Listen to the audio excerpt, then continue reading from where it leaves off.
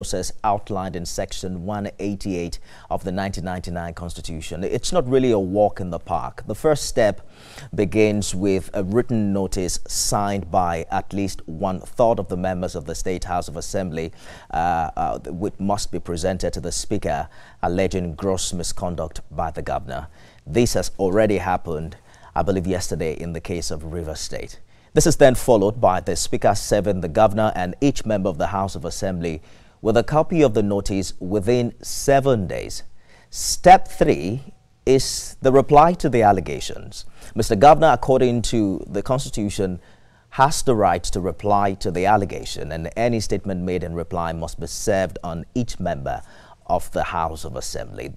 This step is followed by a resolution to investigate. So within 14 days, the House of Assembly must resolve by motion without debate whether to investigate the allegation, requiring a 2/3 majority. If the motion passes, the Chief Judge of the state must appoint a panel of 7 persons considered of unquestionable integrity to investigate the allegation, and that also must happen within 7 days. The panel must then report its findings to the House of Assembly within 3 months, and the governor has the right to defend himself. If the panel finds Mr. Governor guilty, the House of Assembly must consider the report, adopt it by a 2/3 majority within 14 days. Now, if that report is adopted, the governor shall be removed from office immediately. That's step 8. So it's a long process from step 1 to step 8.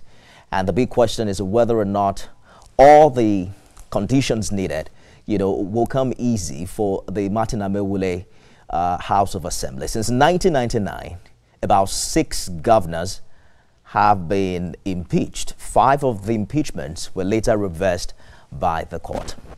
Well, let's bring in Senior Advocate of Nigeria, Professor Roland Otaru, and legal practitioner Titi Ogunye to better understand developments in Rivers. Gentlemen, thank you for joining us on the program this evening. Let's begin with Mr. Ogunye. There's a long list here of allegations in the lawmaker's notice, from refusal to present the budget, withdrawals from Consolidated Revenue Fund of Rivers State without an appropriation law.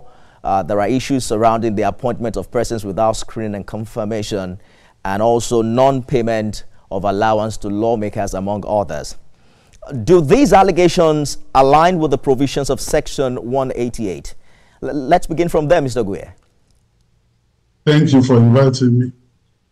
Especially on the face of it, I have no hesitation in submitting that the allegations do align with the prescription, the constitutional prescription under Section 188. In any case, don't forget that Section 188 in its interpretation section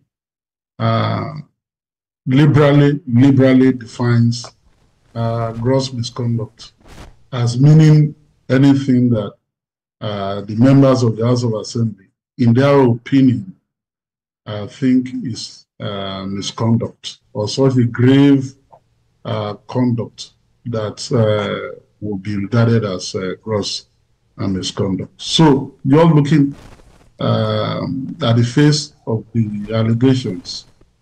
They appear to have satisfied the constitutional prescription or definition of gross misconduct. There's been some back and forth with correspondence between the governor and the lawmakers, especially as regards presenting the 2025 budget. Do you think the lawmakers were stalling, as claimed by the governor? Whether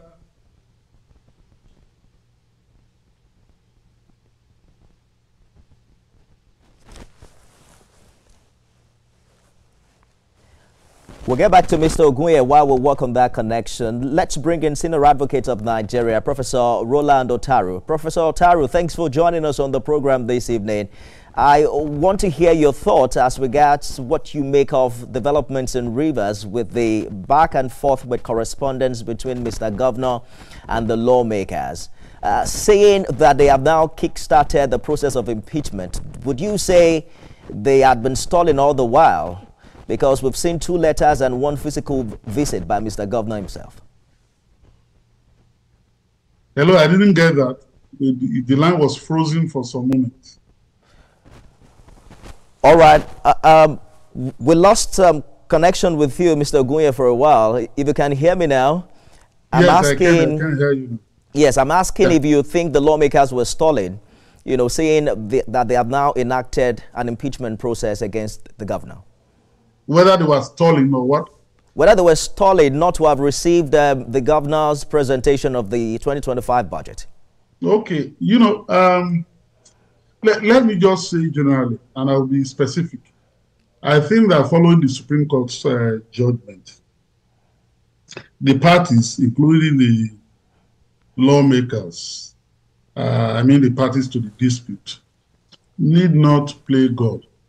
I honestly believe that both parties should have returned to the path charted earlier by the presidential intervention for the resolution of the conflict. That's my sincere opinion.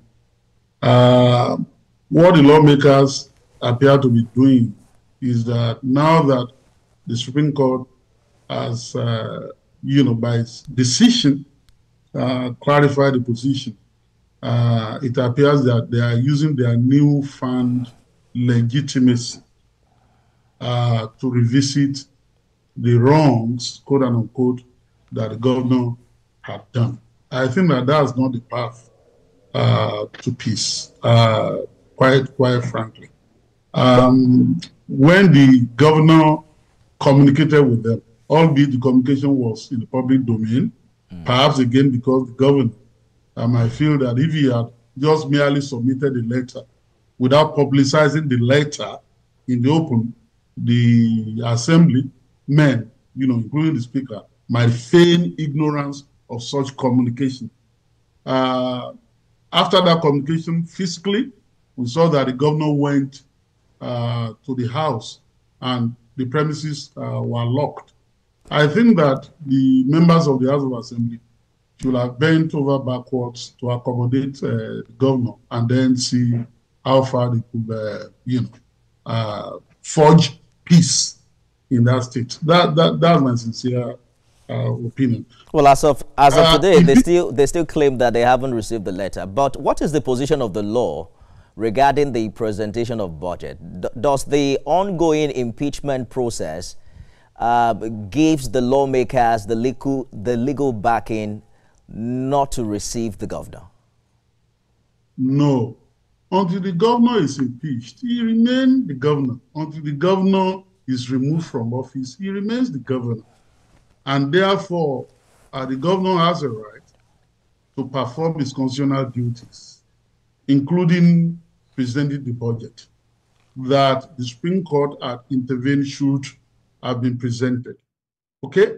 And the members of the House of Assembly also have a constitutional obligation, if you ask me, to receive the governor if the governor indicates quite seriously that he wants to present the budget. I don't think that it's going to be the right step to take to say, oh, you've shot yourself in the foot. We're going to shut you out. We are going to disallow you from presenting the budget so that the allegations we are putting together will stick.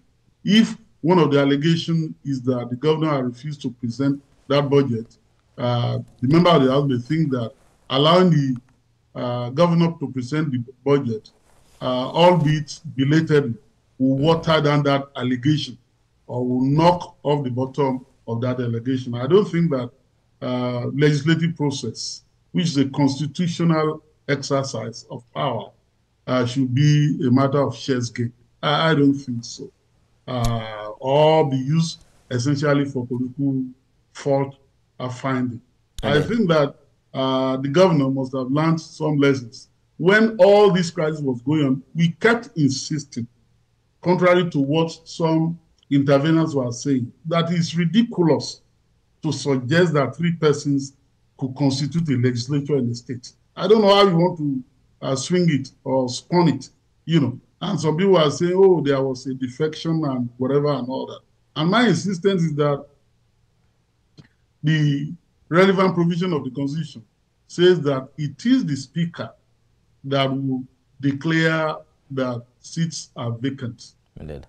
It is the Speaker. Now, in this case, the Speaker himself had allegedly defected and thereafter swore to an affidavit to that effect.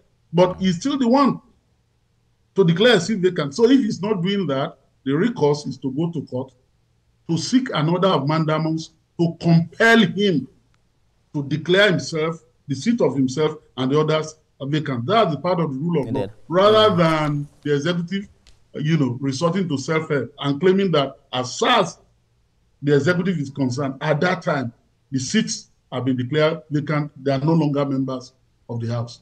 And there were a lot of people who are reasoning like that, and I found that very strange. Now, impeachment process, impeachment exercise, if I must say, is never an easy process. It's never an easy process. If you look at the precedent here, whether the Alama Sega precedent, the Dariye precedent, and the Ladoja precedent, which all went to the Supreme Court, it's never an easy process. Ladoja was reinstated, Dariye was reinstated. I am hearing what they are saying. I have problem with service. I'm hearing what they are saying.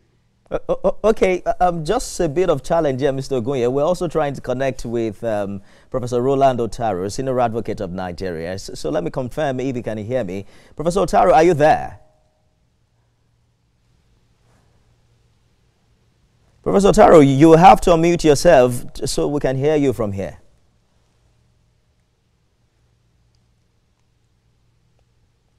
All right. We probably will keep working on that connection. Mr. Ogunye, it's you and I for now. Let me interrupt your thought process to bring in the issue of Section 188 that requires, because like you have said, it is never an easy process to impeach a governor. In fact, about 5 out of the 6 impeachments we've seen since 1999 were reversed by the court. Even though in some cases, time had passed and it was just a mere academic exercise. But this section of the law requires that the chief judge appoint a panel of 7 persons to investigate the allegation within 7 days. Interestingly, the chief judge in this case is also being investigated by the lawmakers. How does that make this impeachment process peculiar?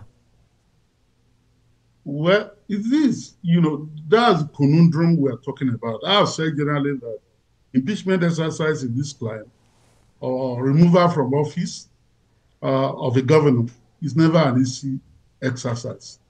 It is easier if the political forces are aligned and are insistent on the removal of a public office holder from office. For example, in Lagos, it was easy for the then governor of Lagos State, Bola Ahmed Tinubu, to cause his deputy governors twice to be removed from office. Okay? But if the political forces are not that aligned and there is a huge controversy and crisis as we've had in Rivers State for some time now, it's usually very difficult politically to accomplish. Not to talk of the deliberately crafted provisions of the Constitution, which makes the process cumbersome. Now, to your question specifically, the chief judge of the state is facing some allegations from the legislators. Now, he is now required by the action the legislators have taken, to after now set up a panel of persons of using the constitutional language on questionable integrity, who are not members of any House of Assembly, who are not politicians, and who are not in the public service, into a panel of 7 to investigate the allegations. For 3 months, they may post haste investigate, and 1 week or in 2 weeks say that they've concluded, right? But they have 3 months constitutionally to make this investigation. The question is, where would the Chief Judge easily find such persons? In Rivers State, without any allegation of bias or of deliberately skewing the appointment in a way that the governor will come out fine or the governor will come out condemned. So it's a very tough exercise, even at best of times, not when that same CJ that is expected to perform this constitutional duty is himself facing certain allegations from the same persons, the same members of the House of Assembly that have kick-started this process of removal from office. Mr. Ogunye, just last night, an explosion rocked the Trans-Niger pipeline in Rivers. The cause is still unknown, but we've heard militants threaten violence if the governor is impeached. So do you think there are still rooms for a political solution? Mr. President today met with service chiefs. It's not clear why that meeting held. But is there a constitutional role for the federal government and the National Assembly to still play in this regard, given what appears an impending crisis? I remember speaking with the former Inspector General of Police, Michael Okiro, who mentioned that he also has intel that things could easily go south if they impeach Governor Fubara. Okay, let me answer the question this way. And it's a very sensitive question. Constitutional duty must not be run away from just because there are fears that certain persons may cause violence. Once that happens, it means that those who are elected to discharge the functions of their office without fear or favor, affection or ill will can no longer do so because of fear of the unknown, the fear of those who may, use violence to overwhelm the system and dissuade the authorities, those who are constitutionally empowered to act in one way or the other, from acting. So generally, I believe that regardless of whether the heaven is going to fall down tomorrow or not, if it is meritorious, if the exercise is good for Rivers State, it should be embarked upon, But I must say that those who are saying now, I believe, that, this is just the tip of the iceberg, violence is going to erupt in Rivers State, we've told you so, in self-justification of their forecast, shouldn't be celebrated. I hate the idea of a political process, a civil process, being taken over by violence. So there's a political crisis in Rivers State right now. Yeah. So oil pipelines are being blown up. So what's the connection? What's the nexus? So is Rivers State the owners of the oil pipelines? No. So what's the issue? I don't see the reason why we should celebrate violence just because we do not want, the political crisis to escalate. I get your point, Mr. Ogunye. However, finally, yes. And I'm in this point. When the president intervened the last time, and some of our colleagues and people were saying that the president has no such constitutional rule, I reason differently. So, if you ask me whether that political solution could still be found, without hesitation, I will tell you that it could still be found. Only recently, the president did something regarding Lagos State House of Assembly. Okay? So, regardless of the fact that Rivers State, the party in power is not the president party, the president should, and I'm making this open recommendation, return to that matter, call the parties and say, look, this is the path we've agreed on before. Why did you resile from that path? Why did you go back to Rivers State and say, we can't work with that? So it's still a workable path. Can we return to that? Governor, you are not going to be impeached. You'll be given some guarantees, but members of the House of Assembly right will be restored. They will perform their duties. They will screen commissioner afresh.